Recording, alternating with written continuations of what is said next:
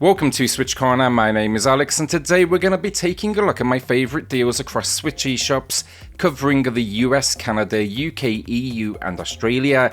It's a massive week this one thanks to the super sale, so hit subscribe, join us here on SwitchCorner for reviews and deals near daily, and let's get started. As always then, 2 winners to announce for 2 $10 eShop gift cards later in the video and 2 more to give away. To enter, drop a comment down below and the winners they'll be announced in next Saturday's video. Then if you are grabbing anything, consider using cornershop.gg for your eShop gift cards. It's instant delivery, it supports the channel, and you get 10% off at checkout using code CORNER so everybody wins. All of the details on that in the pinned comment below. Finally, a quick warning about this week's video then. If you are in the UK, EU, Australia, you got the super sale a few weeks back, so it's a little quiet for you all. To not waste your time, I've got 23 games today, 8 available in your region, so what I'm going to do is I'll front load the video with those deals and then announce this week's winners early. That way you can all drop off if you choose to. Alternatively though, go ahead and region hop for anything you did miss. It's going to be quick fire then, as I said, a lot of games to cover for you all. The Legend of Tianding then to kick us off, and this one's a side-scrolling action game based around a Taiwanese legend. The idea, think you are Robin Hood, robbing from the rich by helping those around you. Solid platforming and combat, fans of beat-em-ups will probably enjoy this one, and a stunning cartoon-like presentation. My only issue really, there's exploration and dialogue, and the story, it's really good, but it's a whole lot of kind of constant backtracking. You can check out my full review though in the pinned comment below, and it's a new low price here, 35% off. Eiyuden Chronicle Rising then is the prequel to the upcoming 100 Heroes, a long-awaited title, and honestly, this one it did disappoint. It's a 2D action RPG, it's just repetitive though, and it's a whole lot of backtracking. That said though, there's still fun to be found in here, and meeting the cast that is generally a good time. The reason I mention it though is it obviously did enough, because they confirm now 100 Heroes it will hit the Switch. You can check out my full review though in the pinned comment down below. It will give you a good idea of the mechanics, and I definitely suggest with this one play it in small chunks. It's just not got the variety in my opinion for longer sessions. Guess though again it somewhat delivers in introducing you to this cast. Blue Fire then, it's matching the low price, 50% off, well worth it. Many have compared it to a 3D Hollow Knight, which definitely makes sense.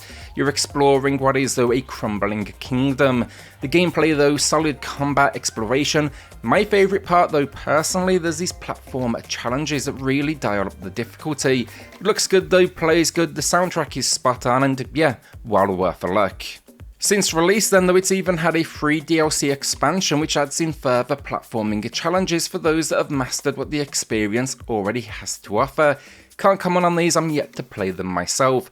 With this one though, I'd say my favourite thing's gotta be the upgrades, and by far watching your arsenal and abilities grow. A shout out then to REDDEERGAMES for sponsoring today's video with their latest release, Gun Plus, and this one about as old school as they come, rocking not only a seriously pixelated vibe, but also then a black and white colour palette.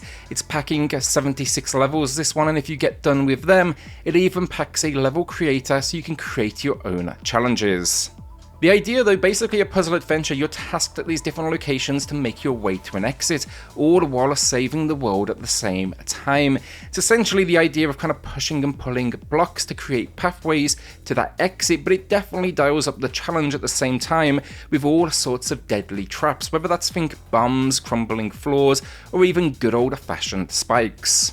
Operating on this almost grid system in relation to its movement, this should be a good pick up and play title for any experience level, and in true Red Deer fashion of course, it's rocking a massive discount at this launch, 75% off, so check it out. You'll find my link in the pinned comment down below as well as the video description, and yeah, let's show Red Deer some love. Jump King next then is for those that want the ultimate challenge. A simple idea, jump to the top of this world, save the smoking hot princess. Now, that sounds simple, definitely not. Once a jump begins, there's no adjustment or changing direction. Often you'll find yourself tumbling all the way back to the bottom. It's designed for those that want to, push themselves through frustration. I couldn't overcome it. I very nearly broke my Switch in the process, but if you do, it will absolutely be a badge of honor. A new low price then here, 50% off. My sort of review, I guess, is below in the pinned comment where I tried to beat the game, gave up, but at least it'll give you a good idea of how this all works. Mega Man Zero said X Legacy Collection then is a steal right now with 50% off. Now we haven't seen this one on sale all of that often. It's Mega Man and a whole lot of great entries here with 6 games total. The beauty of the package here, it's not exactly famous for its, ease of access, but here they've added in things like save assists as well as, I guess changing that difficulty. Some of the best action platforming though ever made, take down bosses, inherit abilities, and generally just appreciate how well these games have stood up over time. Ender Lilies, Quietus of the Night then, and this one you'll see action RPG, but it's essentially a Metroidvania. In this world, a kingdom was destroyed, the population transformed into the undead from a relentless rain. They are now known as the Blighted. You'll basically be out to solve this mystery. It's the combat here that I really enjoyed, and the visuals and the music, they don't disappoint either. It's just really smooth, this one. It's probably the best way to explain it, and it seems they are teasing a new game at the moment. I'm curious to see if it's going to be, fitting into this world, or if the developers will be going with something, entirely new. Either way though, after this one I will be there, and it's a great price, 30% off, a new low. COGEN, a sort of rewind then, is actually my pickup of the week. It's falling early in this week's video. I've wanted this one though now for a while, and I think if memory serves me right, saw a review of this over on SwitchWatch from Jordan, and that sold me on the experience, but just didn't have the time at that moment, so I waited on a sale. Well, here it is, 25% off. That is a new low, and as always, can't recommend it necessarily, never played it, but maybe you want to join me for this ride. Basically, what's selling me on this one though is it looks a bit like a Mega Man kind of Gunvolt-esque experience, so yeah, that's definitely enough to tempt me in. The gimmick with this one though, it seems you can rewind time 3 seconds upon death and get this very small window at a second chance. Primordia then, got to enjoy Blade Runner this week, a point-and-click classic. This is actually a developer who is embracing the world of point-and-click, attempting to keep it alive. Now I reviewed this one, Primordia, on the channel, really enjoyed it, find that video down below. It's just completely old school. Pixel-styled adventure though that throws you into a world of droids, mostly malfunctioning at this point, and you are investigating the last few locations of this world. I liked it, chasing a droid that stole mechanical parts, investigating, I guess, the religion of these mechs as well, and yeah, it's just got all sorts going on. It's a really interesting cast. They have a game called Strangelands as well, which I'm hoping hits the Switch soon as well. It's a new low price then here, 25% off. If you are unsure as well, it actually has a free demo available right now on the eShop to check out. Alright, so if you are in the UK, EU, Australia, that's all the deals I have for you this week. The remainder of the video today, these are going to be exclusive to the US and Canada, but you got so many of these already in your own super sale over that last few weeks. Want these though, you can at least wishlist them or even region hop. Before I do get to the winners of the week, then give me 30 seconds for a little self-promo. That is, have a PlayStation or an Xbox, consider one of my other 2 channels. That's PlayStationCorner, think deals and reviews weekly, nearing 10,000 subscribers right now, so thanks to everyone that already subscribed. And then XboxCorner as well, that's going to be deals, Game Pass breakdowns and reviews weekly. Right now on that channel, like 50 subscribers away from 5,000. Linked both below though, the support again, seriously appreciated. Our 2 winners of the week then, they are going to Woozy Snakes, who highlighted the modern classic that is Celeste, and then Pierce, who was hoping to see Luigi's Mansion 3 on sale, and sadly, it's not doing the usual 33% off that Nintendo love to rock. Perhaps that one will drop though later in the week if we do get, that Nintendo Direct everyone expects. Congrats though both, drop me an email to claim your code, and everyone else, drop a comment down below for your chance to win in next week's video. Alright, on to the US and Canada exclusives, and get comfy, I still have another 15 games for you all, and we're starting with Tales of Iron. This one, an action RPG with a Souls-like spin to its combat. Think a 2D styled adventure with a stunning cartoon-like visual style where you're taking on the role of what is a rat out to overthrow an evil frog clan. They've invaded the land, and you're basically trying to reclaim your place on the throne, and that is as it should be. This one has great combat, a ton of customization, so think armor, weapons, and then also crafting. Good fun this one, Features voice work from The Witcher couldn't be more perfect for the role, honestly, and it's a new low price then, 50% off. The only thing that really surprised me with this one, it is kind of short for the genre, it's maybe 8 to 10 hours, but it has at least had a free expansion since, but I'm yet to play that personally. The Touryst then is a gem of a release and it gets a new low here, 40% off, an adventure experience with, think, a 3D like voxel style almost. It's a game that leaves the progression in your hands, so basically if you want to explore, go ahead and enjoy this kind of vacation spot. You do you basically, but should you get curious, maybe talk to the locals, listen to their opinion around what is supposedly ancient monuments. Its description on the eShop, if you take a look at this game, it's sparse. That makes sense, so it's one of those games where the less you know the better, so I myself am going to be leaving it there as well. Dead Cells then is back, matching the low price with 50% off. I feel like it's been a while since we've seen this one, and I'm not sure honestly how much of an introduction it really needs. I'd consider this a modern classic of the roguelite world as you tackle biome after biome of 2D platforming action. The idea though, try and try again, but it is addictive, and most importantly, the platforming, that combat, absolutely incredible. I just love the weapon variety. I ended up, like many, picking this up from the physical release, but it's a great one to get into the genre, mainly because you can actually customize that difficulty. Stunning game though overall, well worth your time and one of the best recent examples of the genre.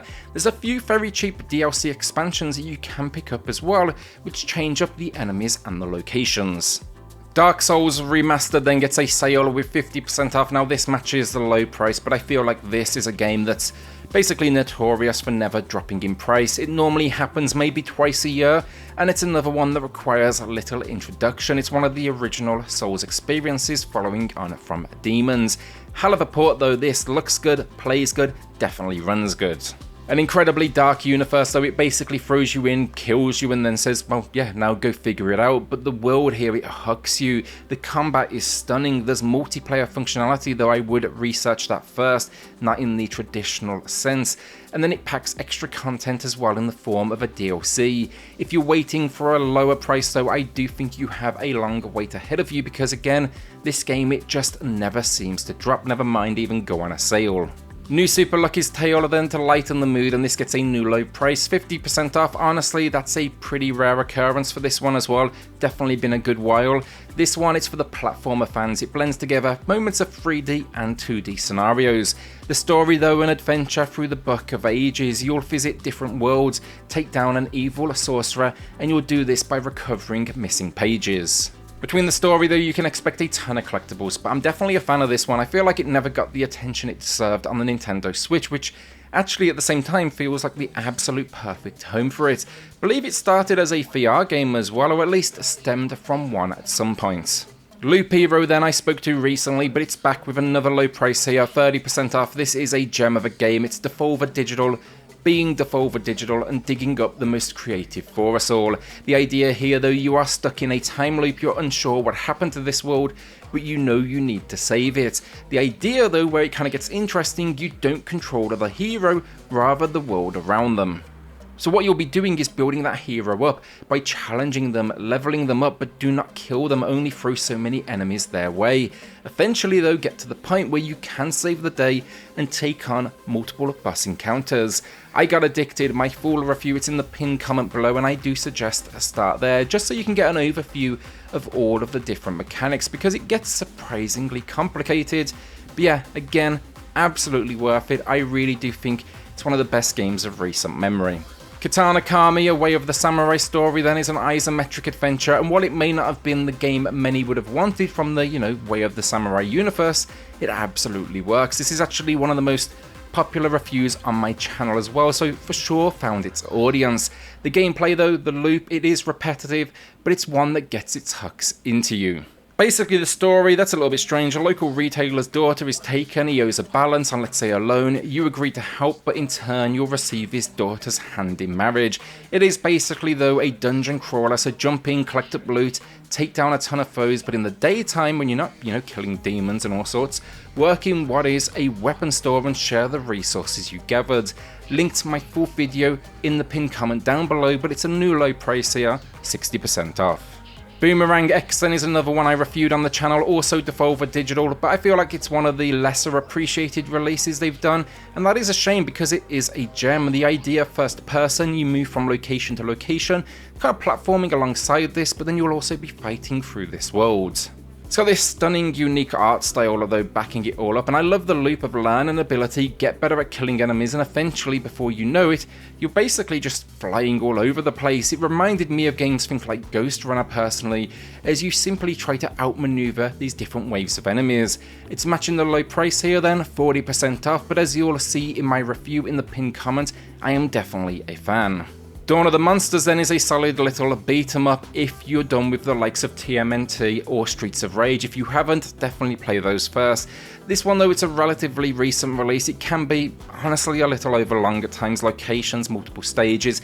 I think they could have tightened it up a little bit, but if kaiju brawling sounds like your thing, this is probably going to be a good way to go. Where it is unique, it's definitely longer than most in the genre. It's got a more detailed story as well, and there's a number of different characters to control, vastly different. You'll also get along the way a number of upgrades, which definitely adds this nice sense of depth. It's a new low price then, 30% off, and my review, it is in the pinned comment down below.